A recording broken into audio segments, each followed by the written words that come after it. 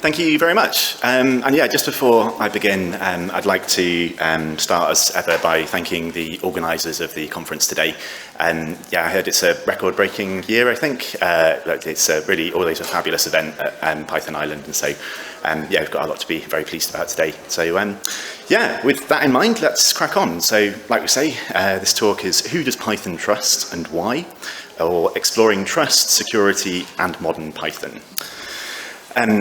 So just to give you a little bit of an introduction, like we've said, my name's Weldon. I'm a software engineer. You can get I work a lot in Python, but you can get a rough flavour of the sort of technologies that I use from that group of sort of logos and icons up there. But I suppose, yeah, software engineer these days, it's a bit of a pedestrian title sometimes, isn't it? I mean, you know, for a few years now, I've been calling myself something a bit more full stack, obviously. That's gone down quite well. But this is actually a reflection, at least, of what I'm working on mostly these days. I'm obviously a platform engineer. So, yeah, everyone, let's rake in those big bucks. But yeah, moving on, I'm based in central London, which, as you can see there, is going absolutely brilliantly. No adverse consequences to Brexit whatsoever. Let's move on. Oh dear, it's still true though, isn't it? But yeah, I work at the moment, I'm a contractor in financial services primarily. I work for a very large City of London investment fund, who I'm not naming here, just not for any weird, spooky reason. I'm here as a personal capacity, as a guy who likes Python and Dublin, so this seemed like a good idea. So you can get a bit of an idea of what my background is there as well. So moving on, this talk is about trust. We're going to explore what does trust mean in Python, what does verification mean, how does that work, and also where should you be thinking about trust when you're writing Python code, and just generally. So with trust, I always like to start with this guy, the 40th President of the United States, obviously a big sort of film and TV star who then miraculously became president. Would never happen again. They'd never fall for that, would they? But there's an old Russian saying, "Dobrya naprovya," I think. Хорошо. Thank you. Trust but verify. It's an old Russian proverb, and someone told it to Ronald Reagan. Reagan said, well, hey, that's great, and made it a kind of cornerstone of a lot of his sort of approach to the sort of Soviet Union back in the day. And so really that phrase means actually something different, doesn't it? It means rather than trusting, you should actually never trust, and indeed you should always verify. And that's particularly true in the design of zero trust architectures, which are a kind of fancy sort of architecting term for making sure that you always verify your connection. You don't just, for example, assume that because you're on a corporate network, every other device that you're talking to is a friendly device, for example, or who it claims to be. So yeah, if we dig into this a little bit more, this trust but verify really means never trust, in fact, always verify. And you need to think about what that verification means and where it sort of comes from. If you look at the etymology, it comes from sort of the kind of vérifier in sort of French and medieval French. And it really comes down to asking that question, who gets to decide what is true and what is false? Now, if you're Ronald Reagan, that's quite easy. You can just say, I decide, and if anyone asks you, it's because I'm the president. But in Python, it's actually a little bit more complicated, and the answer is generally, it depends. So, when we think about how to actually verify something, we need to think about what we're doing. And it comes from this sort of make true idea, or this kind of idea that we are demonstrating something or proving that something is true. So where does that proof come from? How can we demonstrate something or prove that it's true? Now, ordinarily, the example, the kind of real-world example, before we get a bit technical, that I like to use here comes down to international borders. I get my passport out, and it's quite useful, especially if it's somewhere that you've flown to speak. But I actually got the ferry here yesterday, so this analogy doesn't quite work out as well, because I stayed in the common travel area. I didn't need to show my passport to come into Dublin Port. And actually, since this guy as well, just as a Brit, I've had a little bit too much of checks on the Irish border. So I thought that instead of using the example here, we would use another recent example of crossing an international border and saying, why was I allowed into Poland recently? So you can say you arrive at the kind of border into Poland here, or an international border. You get your passport out, you're verified against the photo in your passport and those other details. Your passport is then verified as genuine, if it is genuine, you hope. And we know that the country that you're going into, in this case Poland, it trusts the issuer. And we can look at who the issuer is there, and all of the kind of grandiose sort of language that comes inside of a British passport. And so really if we're asking there, who gets to decide if I'm really Don Weldon, whether or not it's true or false that I am Don Weldon, comes down to ultimately, Her Britannic Majesty, or, the British state, essentially. So let's use this example in something a bit more technical. This is the PyCon Ireland website as of yesterday. And the question we're going to ask is this really the PyCon Ireland website? How do we know? It could be someone else pretending to be the PyCon Ireland website that's maybe interfered with your network connection, and they want to mess you up by sending you to the Hilton, not the Radisson Blu or something. So, how can we prove and make sure that we can trust the information on this website? So, if we look inside of our browser, here if you're in Chrome, for example, it'll look something a little bit like this. You can see here my connection is secure, and because we've got a certificate here, and my laptop has verified that certificate. So let's look at this certificate. You can see here that it's issued by someone. In this case, it's Google. And my laptop trusts the issuer of that certificate. And so because we've got this piece of information here, this certificate, we know that, this is the PyCon Ireland website because Google says it is. But that opens up, at least in my mind, a few questions here. So, what is that certificate? How are we verifying it? Who does my laptop trust? Who does my Python trust in that case as well? And why does it trust various different people? And why should I be trusting these people in the first place? So this comes down to something called public key infrastructure. And it's a really kind of core tenet of how the internet works and about how we can think about trust generally in our code. So first off, let's look at what is that certificate? How's it sort of verified? And like everything pretty much online, that certificate is just a collection of bytes. And we can actually view those bytes. You can use OpenSSL, is probably the best sort of command line tool that you can use. There's also sort of Fearless that's coming out, has come out recently in Rust. But we can also look at this in Python. Even the requests library makes it available to us on the kind of raw socket connection. We can actually view the certificate if we want to. It's exposed by the requests package just about. And we can parse this using the inbuilt SSL module, which we'll touch on a little bit later. And if we want to kind of put some code there, we can view that certificate and we get it out to view here in our command line. Now that probably doesn't mean much to very many of us. It's like we say, it's a collection. In this case, it's byte 64 encoded, just a series of bytes. But let's dig into what's inside of that in a little bit more detail. Now, this certificate is something called an X509 certificate, and actually comes from a project that started in the late 1980s. And the intention of it was to provide a way of verifying telephone directories. So there's a lot of the spec for this X509 protocol, which is actually designed around literally telephone directories, and so it has a lot of extraneous geographical information about organizational units and states and so on that doesn't really mean very much on the internet. But nowadays it is mostly used to verify the internet's own sort of phone book or directory, which is the DNS, domain name system. So if we say we've got this certificate now, how do we turn this into something that's useful that we might want to inspect? And there's this brilliant library in Python called cryptography. I say it's brilliant, and it's very useful for all sorts of cryptographic things that you can want to do. But please don't think, you can see here that we're importing from Hazmat, and that's intended to show these are hazardous materials. So don't go rolling your own cryptography using this library. Use the standards that are built in. But it's very good for inspecting things and doing diagnostics on your connections and so on. So here we've imported the X509 module from cryptography. We have to import a backend, but I'll leave that to the docs if you want to find out more.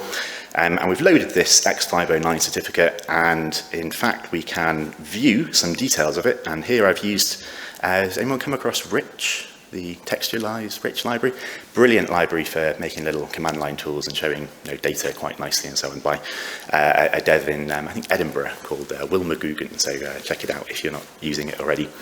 But here we've passed our certificate using those functions on the previous slide that you can look at in a sec. And I've created a table to show them here, and we can see down here this subject, the python.ie, or the kind of common name that's generally called. So you can see here that CN equals Python. That says this common name, i.e. domain name, is python.ie. So we can see here that this kind of X509 certificate, we say it binds an identity to a public key, and it does that using a digital signature. So that identity is a real-world thing. It could be an organization, a company, but here it's domain name, common name, like we say. And that digital signature is something that we can produce using this public key infrastructure. It'll be signed by an organization that we trust, and in this case, that's Google. So just to kind of recap what's happened here is that we went to the DNS, the domain name system. We said, hey, where's python.ie? What number is that? Like you're looking something up in the yellow pages. Gosh, that maybe shows that I'm over about 30 odd, doesn't it? Who remembers the yellow pages? It was a book that had phone numbers in. So yeah. So yeah, we've gone to the domain name system. It's told us to go to these IP addresses, and the servers that were reporting to be those IP addresses. There's no such thing as like just a single server anymore on the internet. But those IP addresses sent some bits back to us and said, hey, we are python.ie because we've got this certificate and it's been signed by Google. And hey, you trust Google, right? So moving on. This kind of public-private key cryptography is fundamental to how a lot of the kind of trust architecture on the internet works. And there are various different ways you can use it, but one of the most simple ways that I want to just look at quickly here is data encryption. So we'll have a look very quickly at data encryption. And this is like a classic sort of problem here. We've got two people, A and B. They don't have to be people, in reality they're machines, aren't they? But we've got two systems, A and B, and we've got a message that has been composed by A, and we want to send this message securely to B. We only want B to be able to read this message. So we start off, we've got A, we've got B, we've got a message. So we've got two sets of keys, a public key and a private key. And we we keep our private key secret, but we can exchange our public keys. In fact, we publish them online just to because they can be well known. That's the nature of a public key. So first off, A and B exchange their public keys over the internet. They don't have to do it over the internet. They can do it however they want, but generally it's done over the internet. And then A will use the public key of B to encrypt their message to produce a ciphertext. We can then send that ciphertext over the internet. Just anyone can read it, or snoop on it as it's traveling over the internet if they want. We send that to B, and then B uses their private key to decrypt that message. Then they've got that message, and then maybe they read it, maybe it goes into the back of their inbox and they never open it, who knows. But that's broadly speaking how data encryption works using public-private key cryptography. Now, that's data encryption. Let's just think about quickly, why is that secure?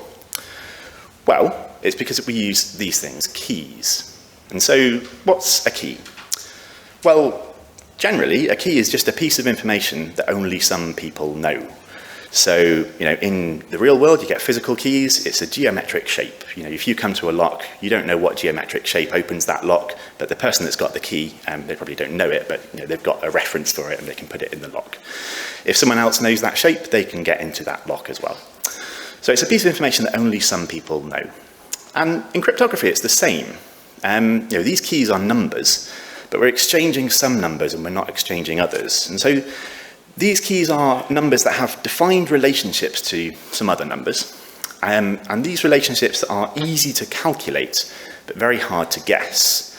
Now, I'm just going to touch on this very, very quickly and kind of not go into very much depth on this, but this is generally actually often a lot more straightforward than you might think. So if we say that kind of defined relationship to other numbers, just dig into that for a second. We're using asymmetric or one-way cryptography here, using RSA, which is just one of a set of ways that you can do this. But as an example, the sender uses a recipient's public key to encrypt that message. So that implies, first off, that we need a key. So the way that you can produce a key, and I'm using this here with some like actual real numbers, and so this works, but obviously we're using very small numbers here, so this is not really cryptography as much as this is toy maths. But you generate a key by finding two prime numbers, in this case 13 and 17, P and Q, multiply them together to get their product, and that's 221. Then we compute this thing, it's called Euler's totient, but just phi. Don't worry about it too much, but it basically calculates the number of prime numbers between the start of your number set and the number that you're computing the totient for. And so in this case, it's 192.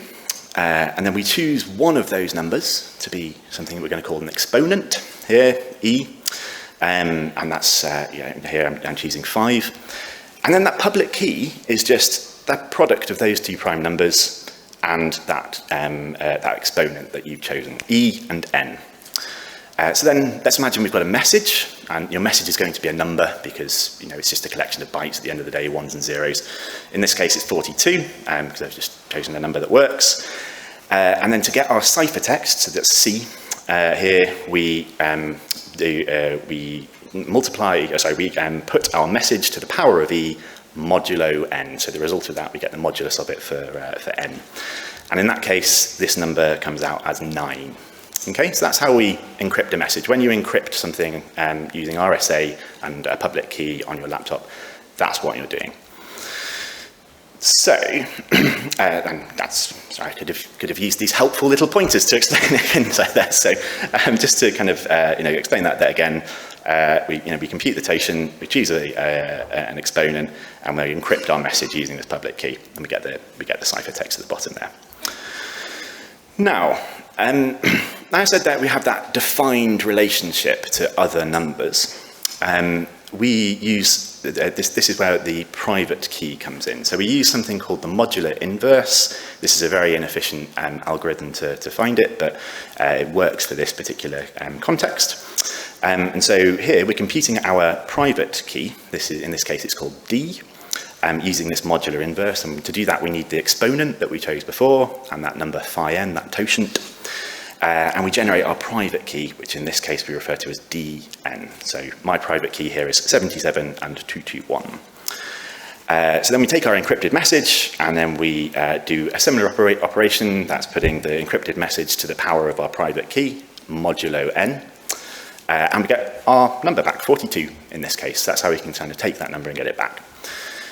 But if you were trying to attack this system, and I'm sure that you will, sorry, this is how your recipient uses it, but if you're trying to attack this system, you essentially get a mathematical problem coming out of it here. And I've written it in Python, so hopefully it's easy or hard to, to sort of grok depending on your sort of background here, but I thought it's a Python conference. So given that you've got n here, which is these two numbers p and q, you've got phi n, you've got d, which is the private key, or one component of the public key. You've got C and you've got N. So let's say that you here know the public key, which is E and N, of a message, and you know what that message's ciphertext is. So you've kind of intercepted a message, you've got the contents of that message, and you know what the public key that was used to sort of create it was. If you want to find out, or try and work out what that message is, that's work out N, you need to factorize this number, this very large number n that you can see in the public key. And now in order to do that, you're going to need a lot of computational power, and this is a very hard problem, this factorizing problem. So you might think, actually, for the number 221, I could probably do that on a piece of paper with 5 minutes or so. And, it's like going back to secondary school maths or whatever. But actually, for very large numbers, we don't think there's enough computing capacity in the world or efficient enough algorithms for anyone to be able to do that yet. So that's, for the moment, why we think it's secure. And if we actually look at a real public key, for example, that was used to sign a message here, and this is for the python.org website, you can see that that number E is much, much larger, and that number N is really larger than any imaginable number that you could ever find any real-world use for. So you can see that it's going to take you a little bit longer than sort of 5 or 10 minutes with a pad of paper, going back to secondary school maths to find those numbers. So that's why we think it's secure. And you can see here I've used the python.org website rather than the python.ie website, because the python.ie website uses something called elliptic curve cryptography, which is arguably a little bit more secure, but also much more complicated to explain in 5 minutes. So I chose the RSA model here just to sort of to make it a little bit simpler. So yeah, we have these easy to calculate, hard to guess relationships that kind of produce our keys. And we've kind of covered how that works for data encryption. And I'm not going to go into as much depth on the digital signing just because it's ever so slightly more complicated to put into a slide here. But with digital signing, we kind of swap how our private and public keys are used. And we do that because we've got a slightly different problem here. So rather than sending a message from A to B, what I want to do is want to prove that A has said something about B. So that something could be whatever. It could be like they're a loser, or but it could. In this case, we're actually going to say, "Hey, we trust this person to be this domain name." Usually.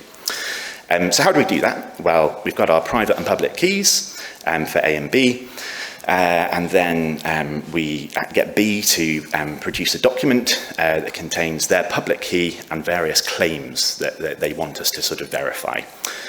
Now, usually the person, or A in this case, will in some way do some investigation to check that those claims are true before they sign something. Sometimes they don't. But we produce this certificate, and then A gets a hash of that certificate. It uses its private key to encrypt it, to produce what we call a signature. And then now anyone who knows A's public key can verify that that signature is correct by checking that when they decrypt it using the public key, they get the correct hash back. So we're just kind of slightly swapping how the public and private keys work here, but we're basically saying that we want A to say something about B, prove they've said it, and then anyone can verify that they've said it using A's public key. So it's how digital signing works. And so that's what we can see here when we kind of pass our certificate. This signature is a very large number that has been produced using the private key of A, in this case, which is Google Trust Services. And that's how we can be confident that this website here genuinely is python.ie, and that's why everyone arrived at the Radisson Blu, not the Hilton that someone was trying to send us to. So, again, we're using Rich here.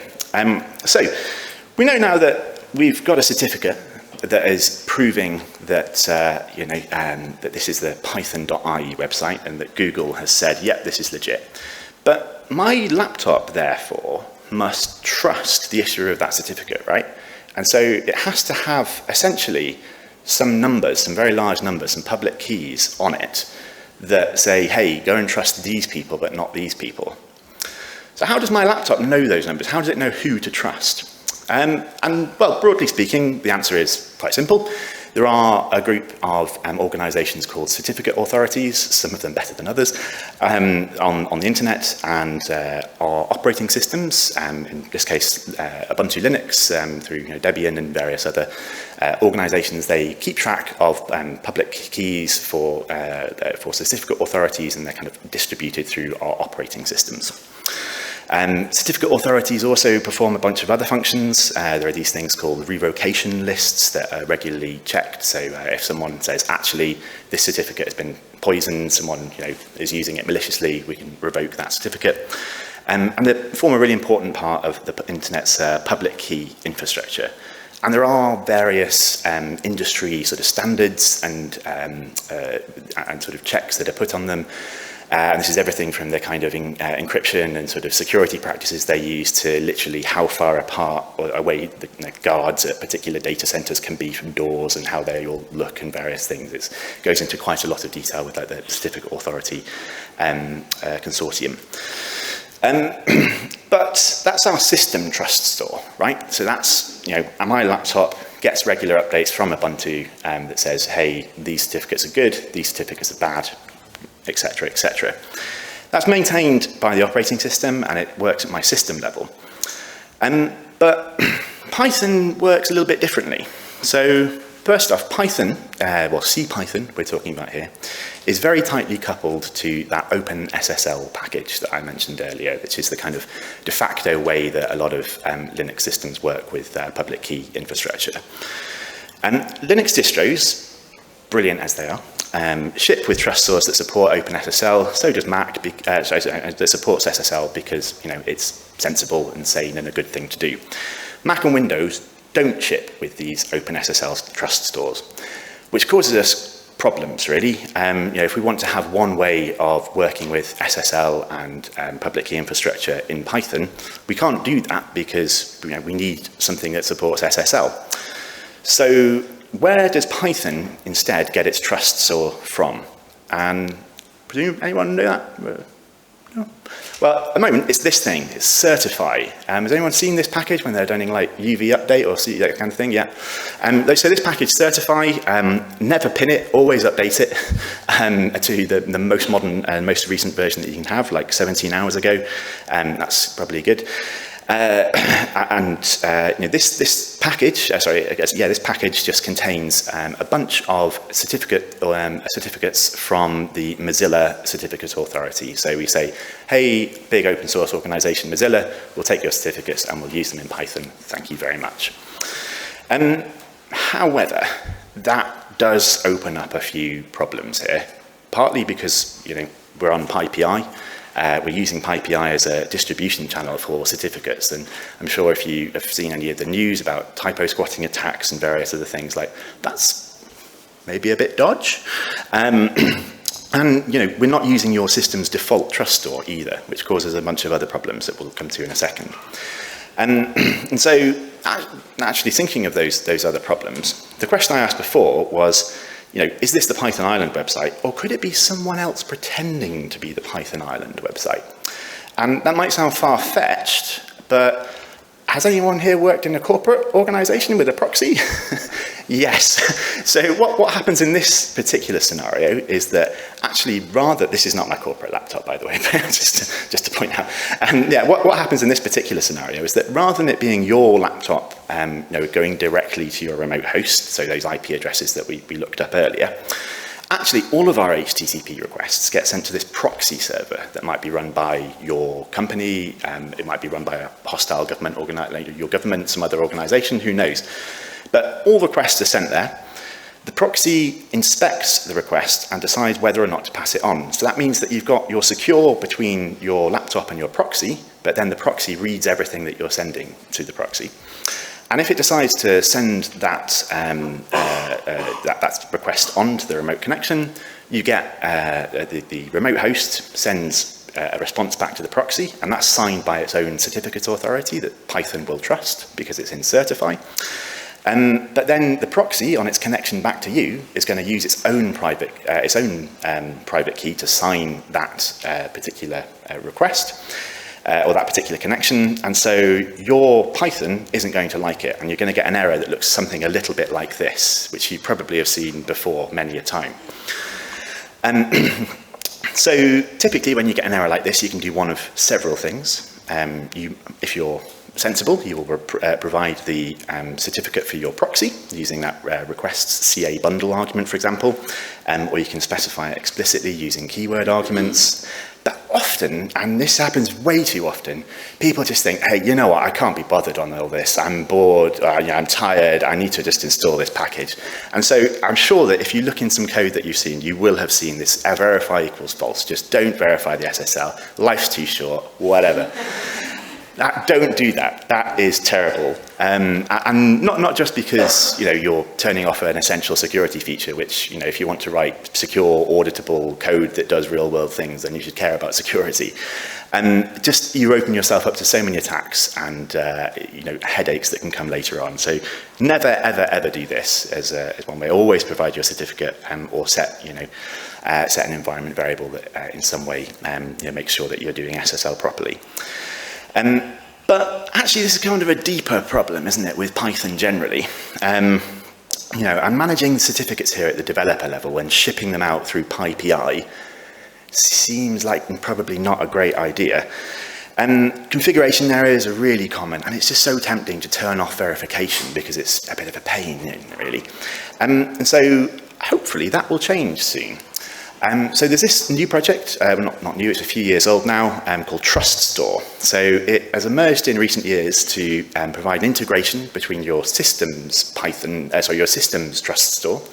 So that might be maintained by your organization and will have all of your proxy certificates in, for example, and your Python. So rather than using certifi here, we're using your system TrustStore.